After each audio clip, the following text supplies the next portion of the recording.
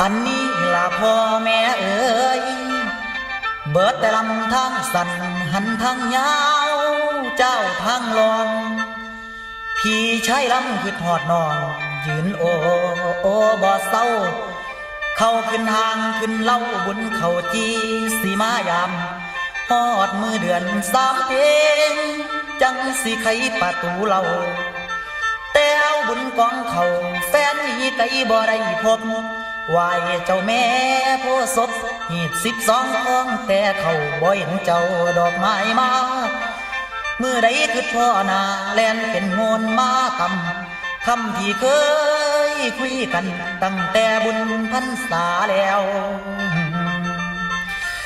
แนวเจ้าไปกุ้งกวงเข้าเมืองหลวงบ่ได้ข่าว